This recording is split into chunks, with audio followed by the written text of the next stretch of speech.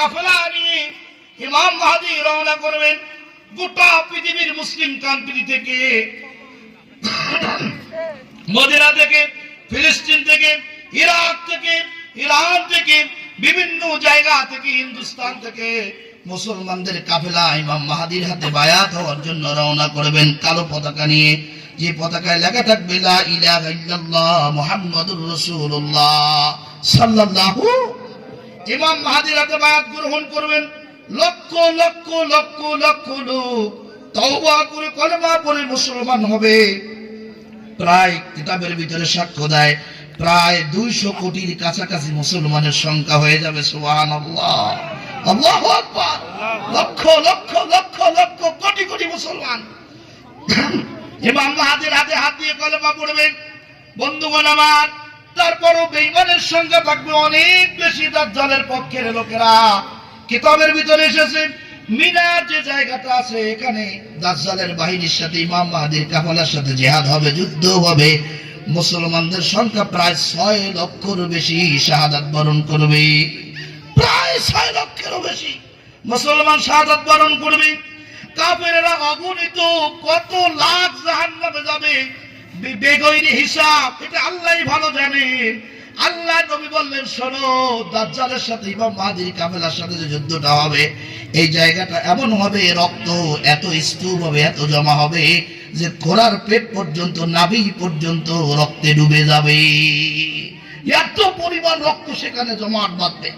আল্লাহ নবী বিশ্ব নবী সাল্লাল্লাহু আলাইহি সাল্লাম বললেন, ইমাম মাহদী কাফেররা তার হাতে পরাজয় বরণ করবে। দাজ্জাল মক্কায় চান্স পাবে না, মদিনায় চান্স পাবে না। আরব সাগরের পাশ দিয়া ইসরায়েলের দিকে রওনা করবেন। ইসরায়েলের তেল আবিব রাজধানী, সেখান থেকে 40 মাইল প্রায় 60 কিলোমিটার দক্ষিণ পূর্ব কোণের দিকে লুত নামক একটা শহর আছে, সেখানে একটা গেট নির্মাণ করা হয়েছে। সেই দিকে পালায়ন করার জন্য চেষ্টা করবেন। এইদিকে ইমাম মাহদী কাফেলা নিয়ে রওনা করবেন। যাইতে যাইতে সিরিয়ার রাজধানী দামেস্কে গৌতা নামক একটা শহর আছে, সাদা মিনারওয়ালা একটা গম্বুজ আছে। ওই মসজিদে হবে ইমাম মাহদী এবং ঈসা আলাইহিস সালাতু ওয়াস সালামের হেডকোয়ার্টার। মুসলমানদের কাফেলা নিয়ে ইমাম মাহদী সেখানে পৌঁছে যাবেন, সারা রাত সফর করবেন। পৌঁছাবে তখন ফজরের আজান হবে, নামাজ জামাতের সাথে আদায় করবে। মুসলমান ভাইরা আমার দিন কাটতে থাকবে, জোহরের নামাজে রক্ত হবে। আল্লাহ পাক রব্বুল আলামিন ঈসা আলাইহিস সালাতু ওয়াস সালামকে চতুর্থ আসমান থেকে ফেরেশতাদের মাধ্যমে গৌতা নামক শহরের সাদা মিনারওয়ালা গম্বুজওয়ালা মসজিদের মিনারের উপরে আল্লাহ তাআলা নামিয়ে দিবেন। সুবহানাল্লাহ। ঈসা আলাইহিস সালাতু ওয়াস সালাম নেমে বলবেন, সিঁড়ি কই? চতুর্থ আসমানটার নামছে, সিঁড়ি লাগে নাই, কিন্তু মসজিদের ছাদ থেকে নিচে নামবে, বলবে সিঁড়ি কই? আল্লাহু আকবার, আল্লাহু আকবার। চতুর্থ আসমান থেকে নামানোর দায়িত্ব ছিল কার? আল্লাহ। সিঁড়ি থেকে নামানোর দায়িত্ব আল্লাহ দেশে ইনসানরে, যে এখন তোমরা নামাও।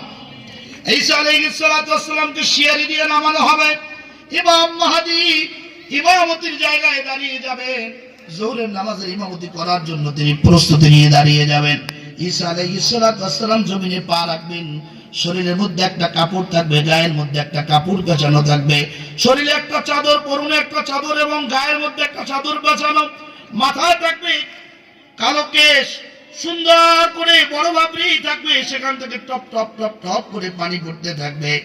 ঈসা আলাইহিস সালাতু ওয়াস সালাম এসেছেন, জমিনে আগমন করেছেন, তথ্য ইমাম মাহদীর কানে দেওয়া হবে। ইমাম মাহদী ঘুরে দাঁড়িয়ে ঈসা আলাইহিস সালাতু ওয়াস সালামকে দেখে ইমামতির জন্য ডাকবেন। ঈসা আলাইহিস সালাতু ওয়াস সালাম বলবেন, ইমাম মাহদী, মুসলিম মিল্লাত আপনাকে ইমাম বানিয়েছে, কাজী আজকে আমি আর ইমামতি করব না, আপনার ইমামতিতে আমি মুক্তাদি হয়ে আজকে যোহরের নামাজ আদায় করব। সুবহানাল্লাহ। যোহরের নামাজ আদায় হয়ে যাবে। ইমাম মাহদীর পিছনে ঈসা আলাইহিস সালাতু ওয়াস সালাম। আল্লাহর নবী বলেছেন, আল্লাহ তাআলা আমাকে যত নেয়ামত দান করছে তার ভিতরে এটাও একটা বড় নেয়ামত। আমার উম্মতের পিছনে অন্য জামানার পয়গম্বর মুক্তাদি হয়ে ইক্তেদা করবে। সুবহানাল্লাহ। লম্বা আলোচনা। আল্লাহর নবী বললেন, নামাজ শেষ হয়ে যাবে, ঈসা আলাইহিস সালাতু ওয়াস সালাম এবং ইমাম মাহদীর নেতৃত্বে রওনা করবেন ইসরায়েলের দিকে। মুসলমানেরা ঈসা আলাইহিস সালাতু ওয়াস সালাম কাফেলা নিয়ে দাবরাতে থাকবে। দাবরাতে দাবরাতে দাবরাতে দাবরাতে লুত শহরের গেটের কাছে চলে যাবেন। দাজ্জালকে ধরে ফেলবেন। ঈসা আলাইহিস সালাতু ওয়াস সালাম দুইটা রওয়ায়াত পাওয়া যায়। একটা হলো তার নাকের নিঃশ্বাস মাত্র দাজ্জাল গলে যাবে, আর একটা হলো সহিহ হাদিসের বর্ণনা, দাজ্জাল তার হাতের ল্যাংটা তরবারি দিয়ে এক কোপে তার গর্দান থেকে মাথাটা আলাদা করে জাহান্নামে পাঠিয়ে দিবেন। নাউজুবিল্লাহ। বেঈমান জাহান্নামে চলে যাবে। আল্লাহর নবী ঈসা আলাইহিস সালাতু ওয়াস সালাম